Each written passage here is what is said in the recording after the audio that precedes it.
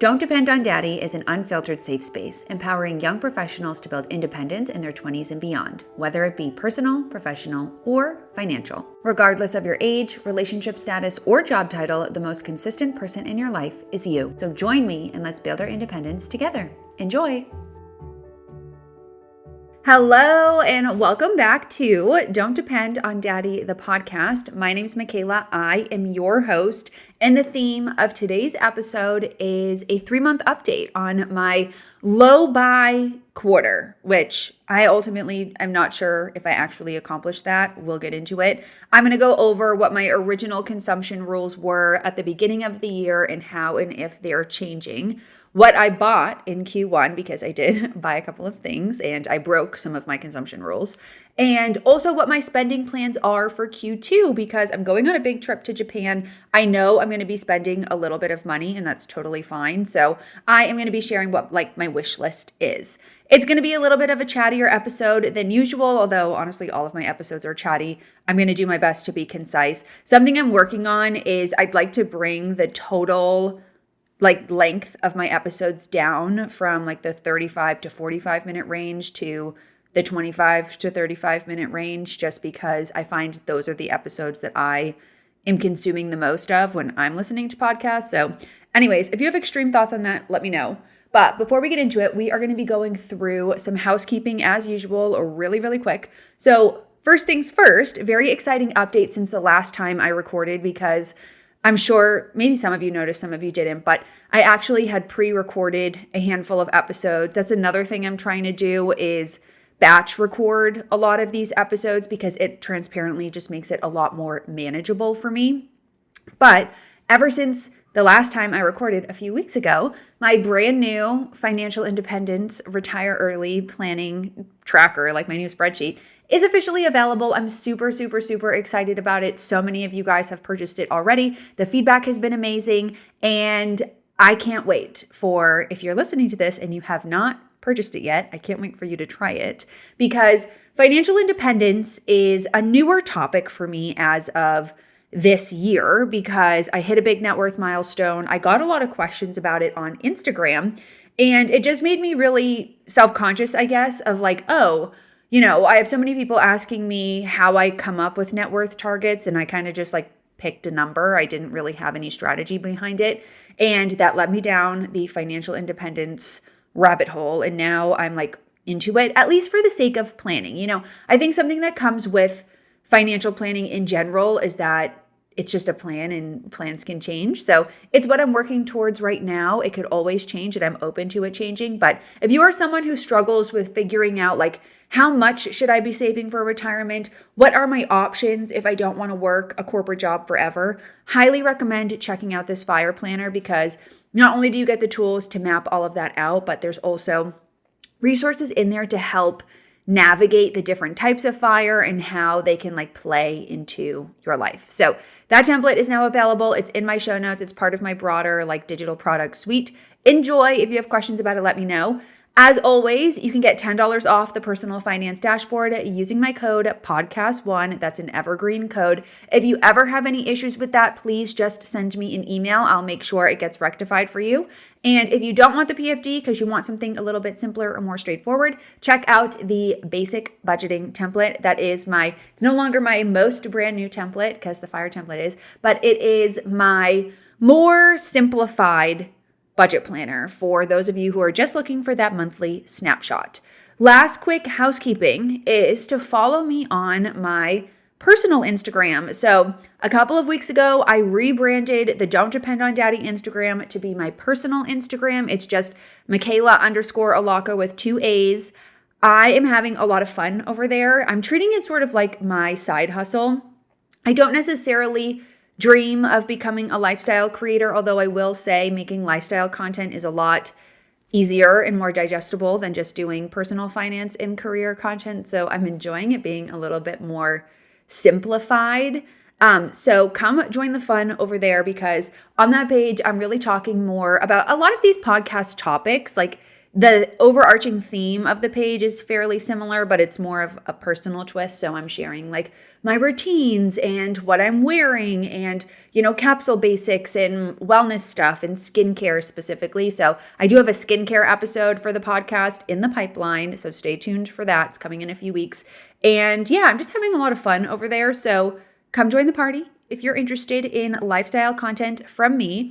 And with that, let's get into this episode because I think that now that we're a full quarter into 2025, which is crazy, we're at a new season, it's time to do a little bit of reflecting on what my original consumption rules were at the beginning of the year. And like I mentioned right at the beginning, how things are going to be changing in whatever which way. The reason why I think, and I'm honestly will probably do a quarterly update every quarter, but the reason why I think it's so important to talk about this is because when we set New Year's resolutions, it's at the top of the year, you're feeling really motivated, and it's easy to forget how long a year is. So I saw a lot of no-buy content, like I'm doing a no-buy 2025, and while I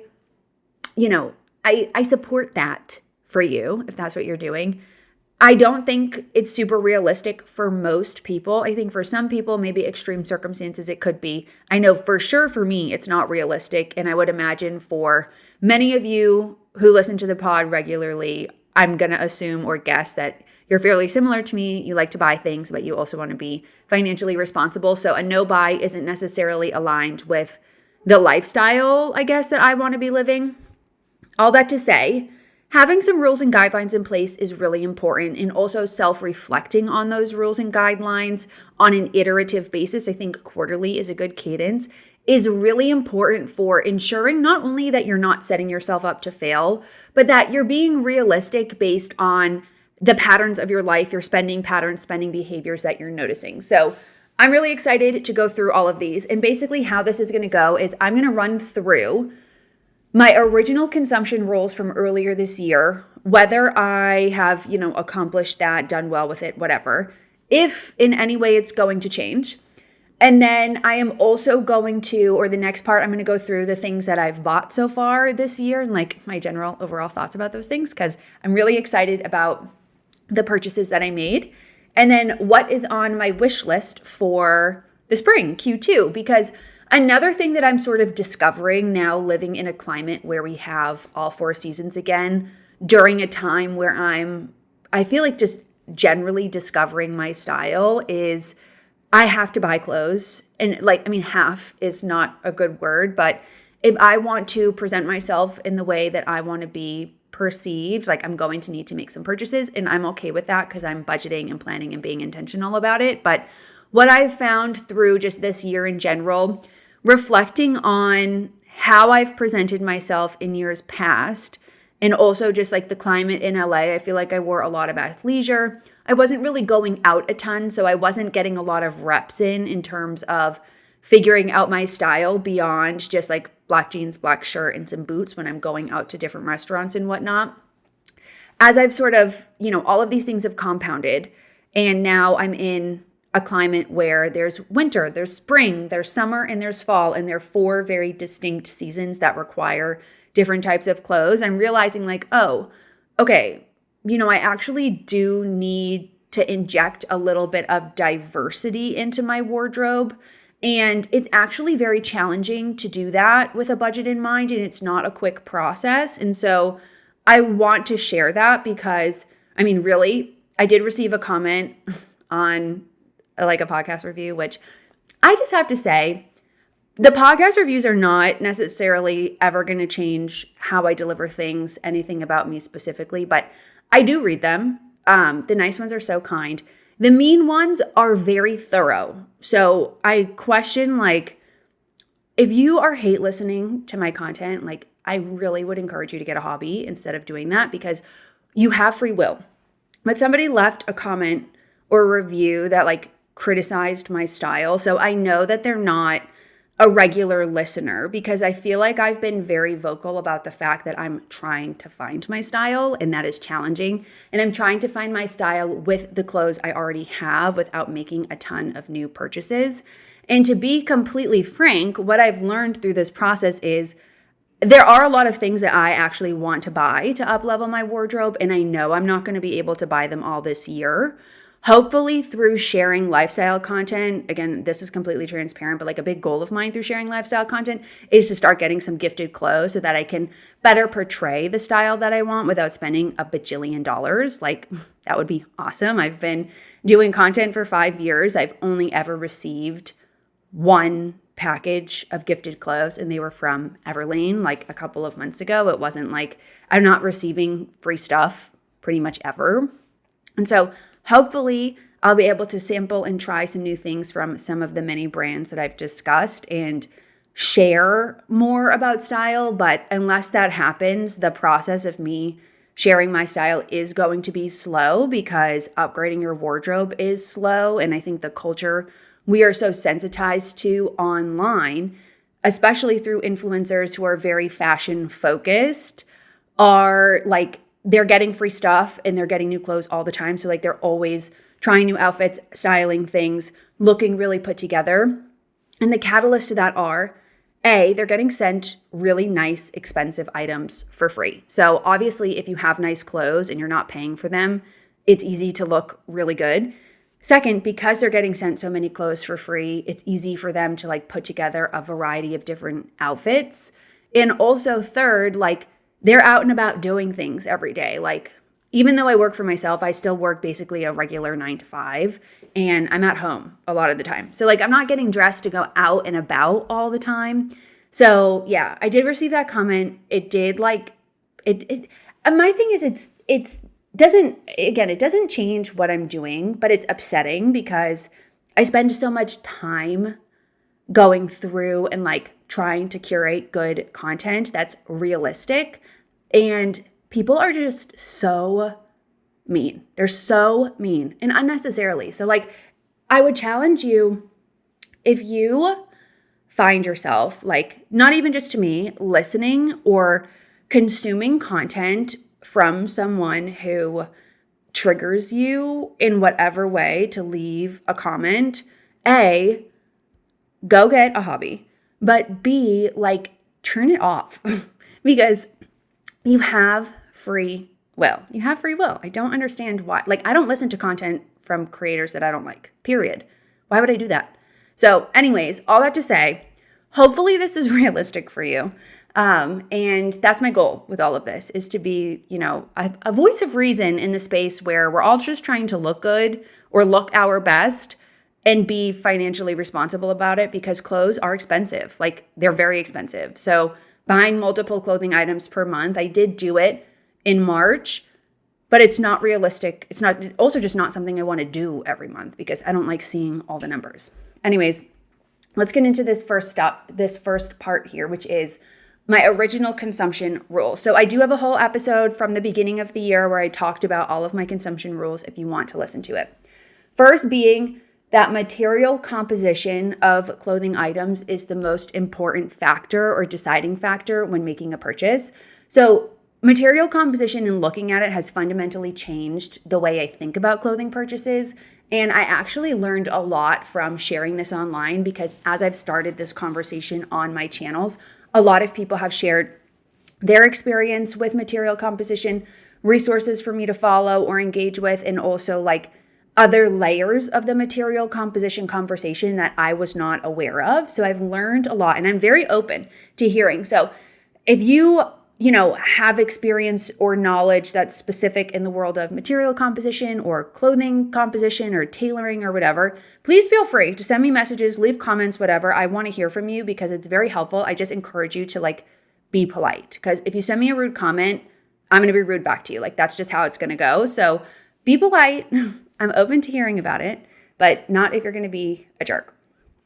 Anyways, I always thought that things needed to be 100% natural materials.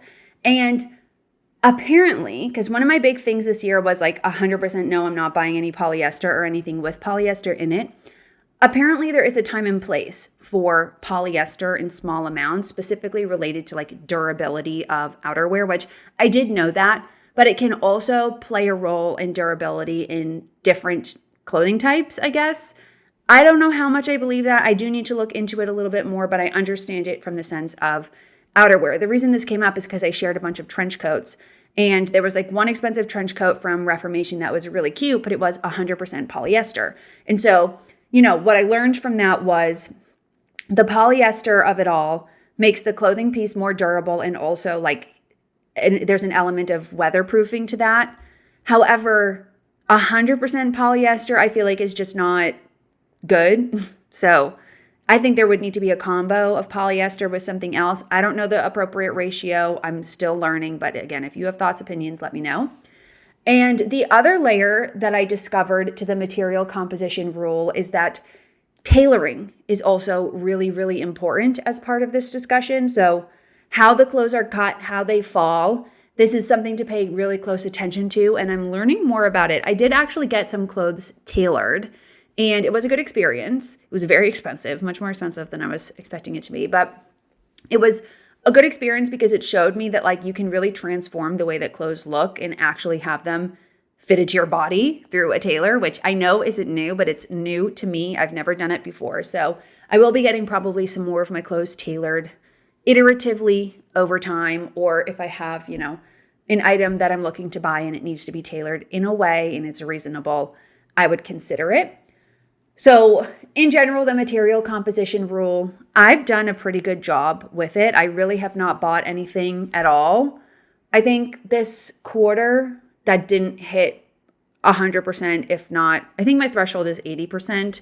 I'm pretty sure that's what I said in the original video, but everything I've bought is 80% natural materials. Moving on to the number 2 rule, 1 in, 1 out. I've nailed this. And I'm still working on ever so slowly purging my closet because I know that I'm going to need to add things to it. And I don't want to leave this apartment, like I said, which I don't know when I'm going to be leaving it, of course, but I don't want to, the next time I move, I don't want to be moving with more stuff. I want to be moving with less. So I have actually eliminated a pretty decent amount of clothes in my closet. And what I did was I went home a few weeks ago and I took a lot of those clothes home to leave at my parents' house because a lot of them were still nice clothes that have, in my opinion, a long life cycle to them. They're just not clothes I'm going to wear here. So bringing them home to my parents' house allows me to wear them when I'm home. I can travel home with less things. It just works out nicely for me. Otherwise, I would donate clothes. I do get questions a lot on if I Poshmark or Depop clothes. I don't. I find it's more effort than it's worth. I'd rather just donate the clothes, bring them home, or, give them to my sister or someone instead because it's transparently, it's just easier for me. But I did eliminate a good amount of clothes. And as we go through the seasons, at least this year, I feel like I'm going to start to get a better sense of warmer clothes, what I need, what my gaps are, what I'm reaching for, because I feel like I've got my winter wardrobe down, like jeans and a long sleeve, jeans and a sweater. I'm sure at the end of this year and going into next year, I'm going to be adding sweaters to my current sweater collection because I wear them every day in the winter. And I feel like I've sort of worn my current sweaters to death. But my goal is to really, really, really refine what I'm wearing daily so that when I am bringing clothes into my wardrobe, it's a lot easier for me to find one to eliminate. So that's my 1 in, 1 out rule. If I bring something in, something else has to go. And I just basically keep a pile of it. And then eventually I'll either donate it or bring them home or whatever. So I did a good job with this. I think I've actually eliminated more than what I brought in. But it is pretty hard to part with things because I already feel like I've pared my wardrobe down pretty far. But I really haven't because I still have a lot of clothes that I'm not wearing very often. Okay, moving on to number 3, 1 item per month. I failed at this. I'm going to be completely honest. This did not work for me. And it worked for me in January, but it didn't work for me February and March. And I realized it's just not a realistic target for me. Again, tying back to the idea that I'm now in a climate where I have 4 seasons. So just by nature, there are things that I kind of need. I mean, the reason I missed this is not necessarily because I bought things that I needed. Do we really need anything? But again, as I'm discovering different things about my style, I don't want to feel restricted, I guess, if there's something that I feel will add to my wardrobe. I am really focused, though, specifically on only buying wardrobe gaps And I feel like I did not buy anything that did not fill a specific wardrobe gap, if that makes sense. But in March, I actually bought 4 items of clothes. I resisted a handful of impulse purchases, so that was always a win. But I did buy 4 new items, which we'll get to. And I feel like in the next couple of months, I'm definitely going to be buying more than 1 clothing item per month, particularly when I'm in Japan. So those were my 3 clothing consumption rules. Moving on to beauty. These ones are pretty quick. I don't really have any issues really with beauty shopping. First being to use up what I have first. So I'm trying to do Project Pan. I have pretty much done this. I think I'm doing pretty well with it. I will say it is challenging because I feel like I get sent a good amount of skincare, specifically from Paula's Choice, which I'm never, ever, ever going to say no to because I love Paula's Choice and I will use it. But since it gets sent stuff, I'm excited about it and I want to open it. So I have struggled a little bit with that, but in general, I'm doing really well. I actually posted an empties video. I had a lot of empties from Q1. I got through a lot of product. So if you want to see that, it's on my personal page. It's also on my TikTok. My next beauty rule was no hoarding. I discovered that this is just not possible for me because I do get sent stuff, like I mentioned, and this is helping a lot with my beauty budget. So when I do get sent things, I do make a conscious effort to give some of it away to my friends, and they all really appreciate that. There are things where I either have duplicates or I have products I know that aren't going to work for my skin, or I have products that I know I'm going to get sent again. So I'll share them, obviously, because I don't want to I don't need it all. However, when I keep it, I can then not have to go rebuy stuff, right? And so that helps with my beauty budget for one. And it also frees up space in my budget to put more towards clothes, which is kind of where I want to be focusing my shopping spend this year because I feel like that's the area that I need the most work in. Where beauty stuff, I have so much product. I don't need to be, because I get sent stuff, I really don't need to be buying anything and I shouldn't be. My last rule here is to not open something new until it's finished. And I'm doing okay with this. But again, all tying back to the theme of sometimes I get sent things and I just want to try it. But overall, I would say with my beauty consumption rules, this is not an area I struggle with. That's not true. I bought 3 beauty products in February and it was because I was having kind of a low social month and I just needed a dopamine hit. And I'd been seeing so many products from this specific brand. It was Prequel on TikTok. I just really wanted to try it. Really liked it. Still working through those. But outside of that, I really didn't buy any new beauty stuff. So a win is a win. I'm excited about that. And this isn't something, or those 3 rules are just not something that I feel like going into Q2, I'm going to be spending a lot of time or attention on. I will say when I'm in Asia, because I'm going to Japan and Korea, I will be buying skincare. So, but I'm planning that out. That's a whole, underlying theme to my Q2 consumption rules is this trip, because I'm going to be gone for 3 weeks. I am planning to do some shopping and I'm trying to almost spreadsheet everything out. I might do I'll probably do a YouTube video, not necessarily a dedicated podcast about this. But I'm trying to plan out what are the outfits that I need to wear so that I'm comfortable but still presentable. And then for shopping, what are my target things I want to buy?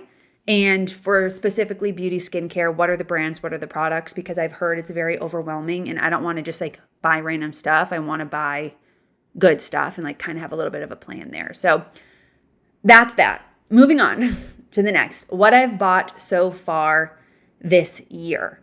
So I've made 6 purchases. Not that bad, honestly. I was expecting it to be worse. However, one of them was pretty expensive. So the first thing and the most expensive thing is my Polen bag. So if you follow me on Instagram, my Break Your Budget Instagram, about 2 months ago at this point, I posted how I was in the market for kind of a longer, not necessarily a long, down to the hip crossbody bag, but sort of a longer fanny pack style bag. And I just really couldn't find one, A, that I liked, and B, that seemed functional and long term. And so I did a bunch of research on it, ultimately landed on the Polen bag. I got the Polen Numero D's. It's 100% leather. It was about $600, which I feel is a good price for a mid-range bag. This is one thing I discovered through just like the last year of purchasing bags specifically. I've purchased two. I got my Coach Soho bag, which is a shoulder bag, and then this Polen bag. I think for me, my sweet spot for bags is the like $300 to $600 range, in the sense of I don't want to buy like a Zara bag, and this is no shade to that, but I want the bags that I buy to be genuine leather and like not necessarily handcrafted, but put together very nicely. And I find that that price range is kind of the sweet spot without it being a multiple thousands of dollar designer bag.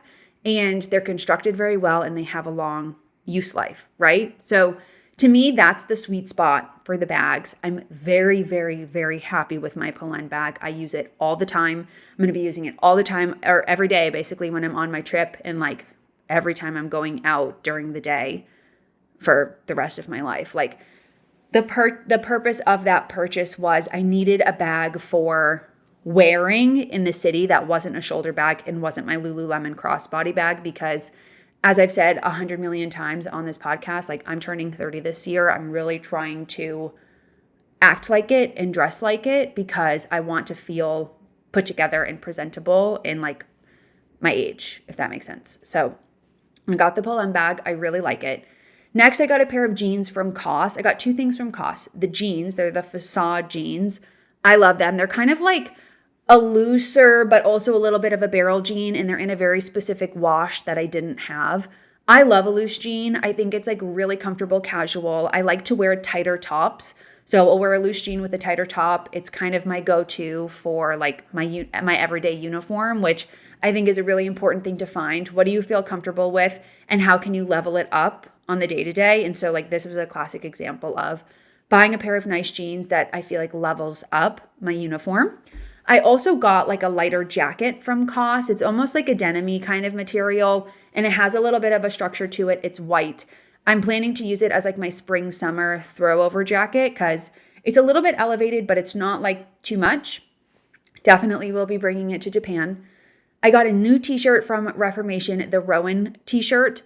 This was a little bit of an impulse because I went into the Reformation store to try on the Gale satin pants, which I did buy, and I got them hemmed.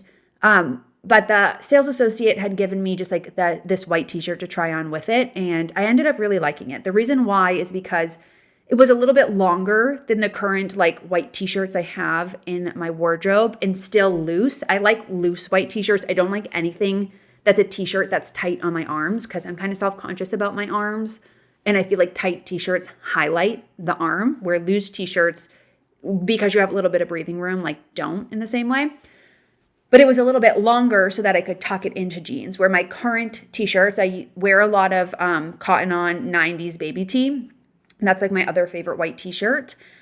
They're not long enough to tuck in. They kind of like hit right at the top of the jeans. So I felt like this served a little bit of a different look or purpose. Very high quality, 100% cotton. I really like the cut. It fit me very well. I got an extra small. It runs big.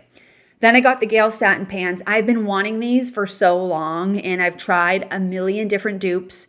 I've looked everywhere. I could never find a pair that I liked the same. So I finally just got them. Reformation is for tall people. Like all of their stuff is cut as if you're like really long and tall. So I got a small in the Gale pants, but they were still too long. I got 3 inches hemmed off of them. Reformation does do free hemming. At least they do as of now. I've heard it might be changing. So I would take advantage of that if you're buying things from Ref as soon as possible. And the last thing I got were a pair of New Balance sneakers. They're the New Balance 530s. And the reason why I got these is because I needed a new pair of walking sneakers. I still wear my Hokas, but the 530s kind of serve a little bit of a different purpose in my closet. The Hokas that I have are definitely just like exercise fitness shoes, where I feel like these New Balance shoes are a better like style shoe, athleisure shoe. So like, yes, I can wear it walking, but I can also wear it with sort of like an athleisure focused outfit and still feel cooler and like put together and like the way that the sneaker looks.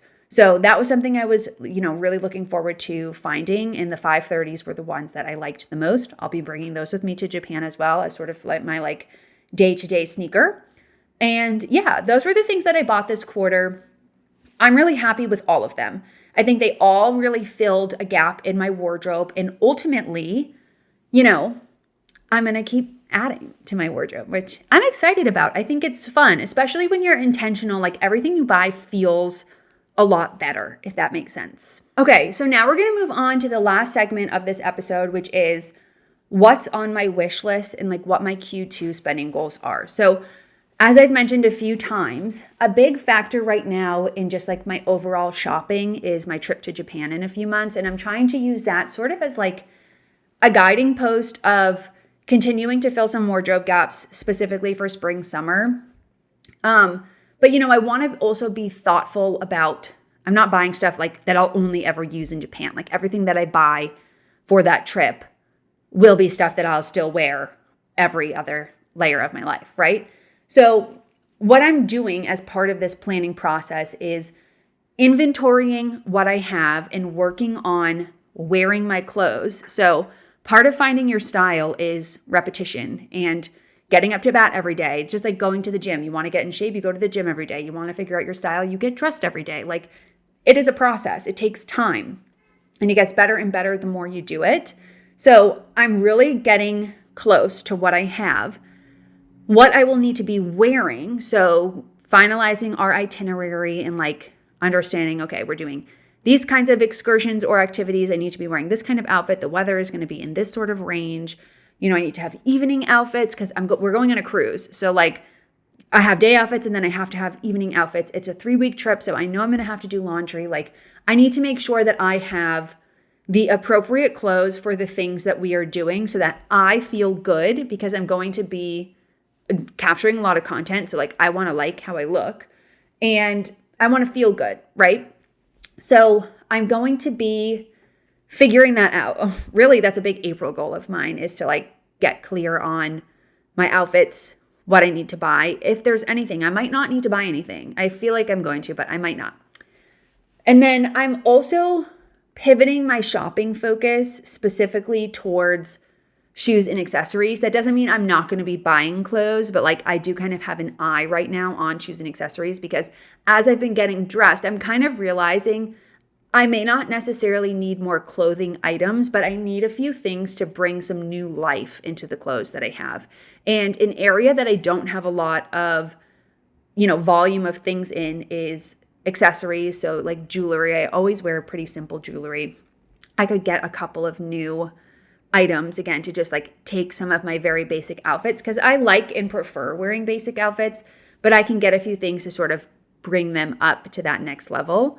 Shoes and like belts is kind of a big area for me. So a few things that are on my wish list are a pair of flats or like a flat spring shoe that's closed-toed, not a sneaker, and ideally not black. I'm not sure what color I want. I kind of might be thinking a brown or like a maroon or like a burgundy because I feel like burgundy can be spring or fall. But I wear a lot of sneakers. I am going to be getting a pair of sneakers in Japan, which I'll get to in a moment. But I wear a lot of sneakers and I feel like sneakers dress down an outfit. And sometimes I want a day outfit that's a little more elevated. And so a flat or like a loafer. I feel like a loafer is more of a fall shoe and a flat is more of a spring shoe. And in my mind, shoes have a long shelf life. So, they're seasonal. You wear them every year. I don't mind spending a little bit of money on them, but I just want to be thoughtful about it being comfortable and it really being true to my style and not true to like a current trend. Next is I do need to get a new pair of daily sneakers. So right now the only like day sneakers I have that aren't workout sneakers are my Sambas, which I love, but I need another pair because I'm just getting a little bit tired of them. I am planning to buy a pair of Onitsuka Tigers in Japan. I'm going to go to the store there and I want to get the silver ones, but I might get silver. I'm definitely going to get the silver ones if they have them. And then I'm thinking I might get one other pair that's kind of in like a fun, funky color. Just to, again, add a little spice into my shoe wardrobe. Because the other thing is a lot of my clothes are very basic colors, like black, white, blue, denim, neutral. Shoes totally change up an outfit. And so I feel like by adding color through shoes and accessories, it helps spice up my wardrobe without committing to wearing like a color palette, if that makes sense. Next is I need a brown belt. I only have one belt. I need a summer belt. Like I kind of need some summer palette-y kind of accessories because I have a lot of black, I have a lot of white, but I don't have any brown. And I feel like, brown could be another shade to introduce into my wardrobe. I potentially need a summer bag. I actually don't have a summer bag, but I think like my Coach bag works perfectly fine for the summer. This is something I'm looking at in Japan because Japan has a lot of stores, honestly. Like a lot of what I'm going to be doing in Tokyo is shopping. And I'm thinking about maybe getting another Polen bag because I really, really like my Polen bag, but I would love to get maybe a brown one. So we'll see. As I mentioned earlier, bags for me specifically, I like to get at that mid-level range. So I'm comfortable spending a couple $100s on a bag, but I want it to be genuine leather. I want it to be constructed nicely. So I don't mind paying for that. I just need to obviously really like the bag. I don't want it to be super trendy. I want it to be classic. I potentially need another sundress or two. I have 2 Hill House dresses, and my sister actually gave me 2 dresses from Abercrombie, all of which are going to be coming with me to Japan. But I think I need maybe 1 or 2 more sundresses. I want to wear sundresses this summer. I want to have some options for feeling a little bit more dressed up and feminine. I love pants. I'm a big pants girl. I'm sure you could figure that out, but I don't really like skirts, but a sundress I can do. So I just need to go like try stuff on. So maybe I'll do that this weekend. And then the other major purchase, and this is still, I haven't decided yet if I'm going to do it, but I'm thinking about buying myself a 30th birthday gift, and it would sort of be a culmination. Not that I need to justify it, which I'm not. I'm trying to explain the rationale and like the intention behind the whole thing. I'm turning 30 in July. This Japan trip, this is not a birthday trip by any sense. It's more of a trip. I'm gifting it to my mom. I'm paying for the whole thing to take her. I'll do a whole video on that at a separate point. But anyways, the trip to Japan is not a trip for me necessarily. And so for my 30th birthday, I want to, gift myself something because I've transformed a lot in my 20s. I've experienced a lot in my 20s. I've accomplished a lot in my 20s. I built a 7-figure business. I hit a 7-figure net worth. I wrote and published 2 books. I've moved a bunch of times. I've developed a lot as a person. And I really have not rewarded myself in a tangible, monumental way, if that makes sense. So I'm thinking about buying a Cartier watch, a Panthère, or a Tank. I haven't decided. I need to go try them on. I just really like the Panthère, and I like how with the Cartier watches you can change the strap. So yeah, I'm thinking about buying that as like a gift to my 30th birthday gift to myself, because for my 30th birthday, I want to purchase a piece of jewelry or something that's like, for the rest of my life, I can look back and say like, I bought myself that for my 30th birthday. I think decade birthdays are kind of like the birthday where you gift yourself something. So for my 30th birthday, that's what I'm thinking about. I will let you know if I buy it, what I buy. It will be on my socials. I haven't decided yet. I may buy it in Japan. I may just buy it here. I need to look at the prices and ultimately just see. So that's on my radar. It's been on my radar for like kind of a while. And as I get closer to pulling trig, I'm like more and more nervous about it because obviously it's expensive. It's a couple $1,000s. And I just want to make sure that if I do buy it, it's like I'm buying it because I love it, not because I feel like I need to have a fancy watch, right? So I'll let you know. Quickly to wrap up here, my spending goals for Q2. April is going to be a lower spend month for me. I'm not going to say I'm not going to buy any clothes, but like I'm not really going to be doing a lot of shopping this month. I'm not planning to, at least, because I know I'm going to be shopping a lot in May, June in Japan. The only things that I will be letting myself buy are things that are specifically related to the trip. So if I'm like, oh, I'm putting together my outfits, I think I'm aiming for like 7-day outfits, 7-night outfits, and I'm going to do laundry twice. If I feel like I don't have enough to do that for like the appropriate level of activities that we're doing, then I will probably buy 1 to 2 things to fill in those gaps, but I need to plan it out first. And then in Japan, my rules for shopping, or like my May, June rules for shopping, are related to Japan specifically. And I have a list of things that I'm looking to buy. So Onitsuka Tigers, I might buy 2 pairs. I want to get a really nice kitchen knife. I potentially want to get a Polen bag or a bag in general. And then my skincare stuff that I'm going to be buying there, I need to list out and map out what I want. And then honestly, like if there's clothes and stuff, I may buy them. But a lot of people go into like Uniqlo and stuff in Japan. And I don't really, not that I don't like Uniqlo, but I just find the clothes there don't really fit me. So I don't know if that's what I'll be doing. What I'm looking forward to is perusing some of like Japan specific stores for one, but also going into Zara because I feel like international Zaras are so much better than US Zaras. And well, I'm not necessarily like a big Zara fan. I guess maybe something I didn't talk about here that I'll throw in here at the end is in the conversation around material composition, my focus on 100% or like high natural material composition is for my day-to-day clothes, my everyday wear clothes, things that are super high touch.